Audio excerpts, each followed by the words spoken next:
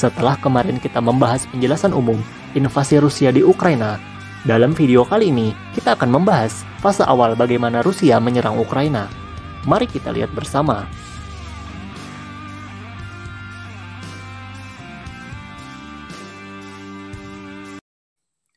Pada bulan Oktober 2021, tentara Rusia telah mulai mengumpulkan kekuatan besar di sepanjang perbatasan Ukraina dan Belarusia. Kremlin menyebut mobilisasi ini sebagai latihan militer skala besar untuk memberi efek deteren kepada NATO. Namun, ternyata intelijen Amerika Serikat telah lama memata-matai latihan ini dan memberi peringatan kepada Ukraina bahwa sebenarnya Moskow sedang mempersiapkan kekuatan untuk melakukan invasi. Pernyataan intelijen Amerika banyak diragukan kebenarannya oleh berbagai pihak, termasuk Ukraina sendiri. Pada bulan Desember, Rusia memberikan peringatan terakhir kepada Ukraina untuk tidak memasukkan diri ke dalam aliansi NATO. Ancaman ini ternyata malah menimbulkan hubungan antara Eropa dan Rusia mencapai titik terpanasnya sejak era Perang Dingin. Di tengah ketegangan yang terjadi antara Blok Timur dan Blok Barat, pada akhir Desember, akhirnya NATO mengalah dengan menolak usulan Ukraina untuk dapat bergabung. Dalam pendapat semua analisis juga mengatakan, Ukraina adalah buffer zone untuk hegemoni Barat dan Timur. Setelah pencabutan proposal, banyak pemimpin NATO datang berdiskusi kepada Putin untuk menurunkan tensi yang terjadi antara dua kekuatan besar tersebut. Namun, rupanya, ketegangan masih berlanjut dan terus tumbuh. Pada 17 Februari, kelompok separatis Republik Rakyat Donetsk dan Luhansk memulai pertempuran skala besar dengan tentara Ukraina di wilayah Donbas. Pemerintah separatis memberikan perintah rakyatnya untuk mengungsi ke Rusia. Pada 21 Februari 2022, Presiden Vladimir Putin menyebut Ukraina di depan pers sebagai negara yang melakukan pembersihan etnis Rusia dan menebarkan ancamannya kepada etnis Rusia yang berlindung oleh negara itu. Di hari yang sama, Putin mengklaim kemerdekaan rakyat Donetsk dan Luhansk di Donbas. Ia juga mengklaim bahwa pertempuran yang terjadi di Donbas merupakan serangkaian genosida yang dilakukan Ukraina bersama kaum neo-Nazi untuk membersihkan etnis Rusia di negara itu. Pada dini hari 24 Februari, Putin mengumumkan untuk memulai operasi militer khusus guna mendenazifikasi dan dimiliterisasi Ukraina. Dalam beberapa sumber, Rusia setidaknya mengerahkan 150.000 hingga 200.000 tentara dari total kekuatan aktifnya yaitu 900.000. Kekuatan ini juga didukung setidaknya 40.000 tentara separatis DPR dan LPR, serta beberapa ratus tentara Rusia dan tentara separatis dari Republik Abkhazia dan Ossetia. Dengan seperempat kekuatan yang dikerahkan Rusia, ini mengindikasikan bahwa Rusia hanya memobilisasi pasukan yang profesional untuk berperang di Ukraina. Tentara Rusia dibagi dengan sebutan Batalion Tactical Group atau BTG, yang terdiri dari unit-unit militer seperti infanteri, lapis baja, kendaraan taktis tempur, artileri, rumah sakit lapangan, dan lainnya. Dalam informasi terakhir sebelum invasi yang dikeluarkan oleh intelijen Amerika, Rusia setidaknya mengumpulkan 120 BTG yang tersebar di sepanjang perbatasan. Batalion Tactical Group biasanya berkekuatan 600 hingga 1000 tentara yang dilengkapi oleh 10 tank serta 40 hingga 70 kendaraan lapis baja. Ini berarti bisa disimpulkan kekuatan Rusia saat memulai invasi sekitar 1.200 unit tank, 4.800 hingga 8.400 kendaraan lapis baja jika setiap BTG dipersenjatai dengan lengkap. Di sisi lain, pihak pengamat meyakini di setiap kesatuan Rusia terjadi korupsi dan administrasi yang buruk. Ini didasari dari pasukan Rusia yang bertugas di Suriah sangat tidak disiplin, moral tempur yang kurang, hingga kesiapan tempur pasukan dan peralatan yang buruk. Kembali ke topik, menurut data netral dari ISS Military Balance, Rusia setidaknya mengerahkan 1.391 pesawat dan 544 helikopter serang untuk mendukung armadanya di darat.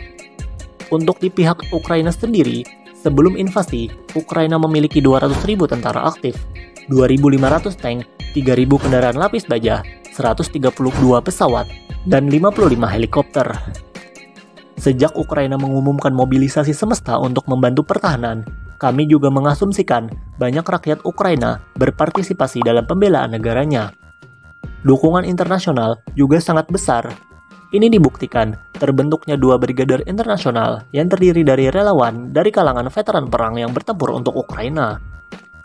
Selama kita membicarakan perbandingan dua kekuatan, ini sangat penting untuk dinotis bahwa tentara Ukraina telah menjalani modernisasi yang sangat cepat semenjak pencaplokan Crimea di tahun 2014, di mana arsenal persenjataan banyak didukung oleh Amerika Serikat, Inggris, Turki, Perancis, dan beberapa negara lainnya. Peningkatan signifikan ini terbukti menjadi penyebab gagalnya serangan kejut Rusia menggunakan kekuatan tank yang sangat besar. Ukraina telah dipersenjatai dengan senjata anti-tank modern, seperti Javelin, NLLAW, dan drone Bayraktar TB2. Ofensif Rusia dimulai dengan serangan udara besar-besaran yang menargetkan instalasi militer Ukraina seperti pangkalan udara, pangkalan militer, baterai pertahanan udara, hingga pembangkit listrik. Walaupun telah dibombardir dengan banyak rudal, pengamat berpendapat Rusia gagal mencapai targetnya untuk melumpuhkan total infrastruktur militer Ukraina. Serangan Rusia diikuti dengan gerak maju pasukan di darat yang terjadi di 4 sektor berbeda. Pada ofensif utara, tentara Rusia dikirim dari Belarusia maju menuju ibu kota Kiev. Di ofensif timur, dari kota Belgorod menuju Kharkiv. Ofensif tenggara bergerak menuju daerah Donbas untuk membantu DPR dan LPR. Dan ofensif selatan yang dilakukan dari Crimea menuju Kherson, Mykolaiv, dan jika memungkinkan, maju hingga Odessa. Ini terlihat bahwa Rusia menyusun strategi untuk merebut kota-kota besar Ukraina secepat mungkin, seperti Kiev, Kherson, dan Kharkiv. Merebut kota-kota besar dapat menurunkan semangat juang musuh. Di sisi lain, strategi ini bertujuan untuk mengakses jalur koneksi antara wilayah separatis dengan pangkalan di Crimea, sekaligus memblokir Ukraina dari akses Laut Hitam. Sementara Ukraina meyakini akan kalah jika mereka menghadapi pasukan Rusia dengan pertahanan terbuka.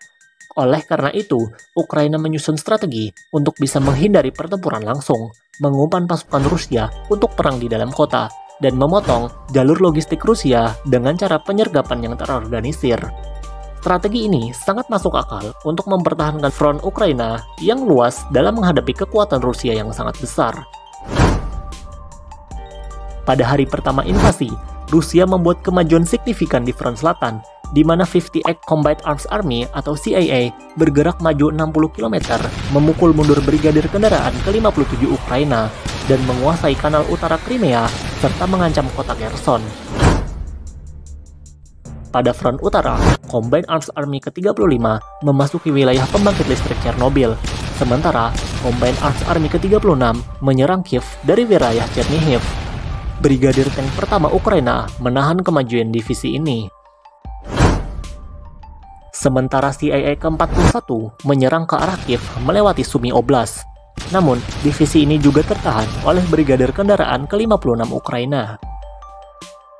Penundukan kota Kharkiv juga gagal dilakukan Rusia setelah tentara pengawal tank pertama CAA tak bisa menembus pertahanan brigadir kendaraan Ukraina ke-92.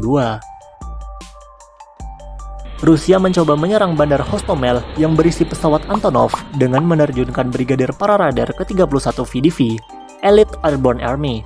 Namun, setelah beberapa jam bertempur, brigadir ini hancur disergap oleh divisi pelindung ke-10 Ukraina. Kemajuan yang dilakukan kelompok separatis Luhan dan CAA ke-20 menuju Severodonetsk tidak dibiarkan mulus oleh Brigadir ke-53 Ukraina dengan melakukan pertempuran berat di depan kota Sashiva. Sementara elemen dari batalion CAA ke-8 dan milisi Donetsk berhasil mendorong Brigadir ke-54 Ukraina menuju barat laut dan mengusir mereka dari garis DNR. Di sisi lain, Brigadir ke-56 Ukraina juga mundur di sepanjang pantai Laut Hitam dengan pertempuran intens di kota Mariupol. Namun, Rusia gagal untuk menguasai seluruh wilayah Donetsk Oblast dan menghancurkan perlawanan Ukraina. Pada 25 Februari, pertempuran hebat berlanjut di segala penjuru garis depan. Tentara Rusia berhasil menerobos pertahanan menuju kota Oblon dan hanya sekitar 9 km dari gedung parlemen Kiev. Mereka ditahan di luar kota Kiev oleh Brigadir Udara ke-95 dan Brigadir Lapis Baja ke-72 Ukraina. Pada momen ini, Amerika Serikat bahkan menawarkan Presiden Ukraina, Volodymyr Zelensky, untuk meninggalkan ibu kotanya. Namun, ia menjawabnya dengan penolakan. Pertempuran ada di sini. Aku butuh persenjataan, bukan evakuasi. Ia kemudian membuat pernyataan pers untuk mengajak seluruh elemen rakyat Ukraina bergabung dalam pertempuran yang akan terjadi di ibu kota. Pernyataan ini membuat moral Ukraina semakin membara dan menjadikan Zelensky sebagai simbol perlawanan rakyat Ukraina terhadap penjajah. Pernyataan ini juga menyita perhatian komunitas internasional untuk memberikan sanksi berat kepada Rusia. Dan yang paling parah, Rusia diban oleh Bank Dunia dalam program SWIFT, di mana bank-bank Rusia tak dapat bertransaksi kepada bank lain di luar negeri. Namun situasi ini tidak merubah kondisi Ukraina yang masih sekarat. Intelijen Amerika Serikat telah memperingatkan bahwa ibu kota Kiev akan jatuh paling lambat dalam 96 jam. Bahkan ketika Rusia gagal untuk merebut kota Sumy, mereka mencari jalan lain menuju Kiev dengan menembus pertahanan Ukraina di Romny. Di front selatan, Rusia mengklaim kesuksesan mereka merebut Nova Kakhovka dan bergerak menuju Kherson, serta merebut Melitopol. Merebut Melitopol merupakan jalur penting untuk melanjutkan penyerbuan ke timur dan menggabungkan militer Rusia di Crimea dengan unit-unit milisi Donetsk yang berada di Mariupol, hingga bergerak maju ke utara merebut Zaporizhia serta memberi ancaman pengepungan untuk divisi-divisi Ukraina yang berperan di front Donbas. Pada 26 Februari, tentara Rusia yang mayoritas adalah unit khusus dan para rider diterjunkan untuk menyerang barat kota Kiev. Sementara CIA ke-36 gagal merebut kota Chernihiv. Mereka memutar otak dengan bergerak di pinggiran kota untuk dapat menuju Kiev. Ternyata, langkah ini juga dilakukan divisi Rusia yang bertugas merebut Kharkiv. Tentara pengawal tank pertama dibagi menjadi dua grup untuk mengitari pinggiran kota Kharkiv agar dapat mengepungnya dari belakang. Di selatan, tentara Rusia dan pasukan separatis berhasil merangsek masuk menuju pelabuhan Berdyansk dan bandara Berdyansk. Ini memungkinkan koridor baru akan segera terbentuk jika tentara Rusia terus maju hingga ke kota Mariupol. Sementara itu, Rusia terus melakukan serangan menuju Kherson. Divisi pengawal motor rifle ke-42 dari Combined Arms Army ke-58 melakukan pertempuran sengit di pinggiran kota Kherson, serta mengirim unitnya ke kota Mykolaiv. Pada 27 Februari, akhirnya berita pertama pasukan Rusia dari Crimea berhasil bergabung dengan unit separatis yang ada di front Donbas. Dengan ini, kota Mariupol telah dikepung dari berbagai sisi. Pertempuran sengit terus berlangsung yang memaksa Ukraina meninggalkan front selatan dan membuka akses tentara Rusia untuk menduduki Zaporizhia, Enerhodar, dan Vasilivska. Pendudukan ini adalah kesuksesan Rusia yang paling nampak. Di akhir bulan Februari, banyak kota-kota besar di utara gagal dikuasai oleh Rusia. Ini membuktikan rencana Putin untuk membuat Ukraina kalah dalam beberapa minggu telah menjadi harapan belaka. Faktor utama mengapa Rusia tak mampu mencapai tujuannya dalam bulan pertama invasi ialah rendahnya moral dan banyaknya korupsi di antara para tentara. Ini membuat mereka tak tahu apa tujuan mereka berperang. Terus, unit-unit yang berperang juga tidak saling berkomunikasi antara satu dengan yang lain. Hal itulah yang mengakibatkan banyaknya pasukan Rusia terkena serangan tembakan kawan.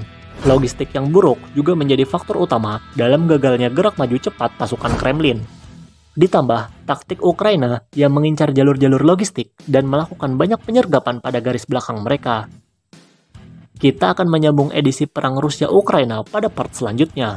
Ingat, jangan lupa subscribe agar dapat melihat notifikasi selanjutnya perang Rusia-Ukraina ini. Sampai jumpa.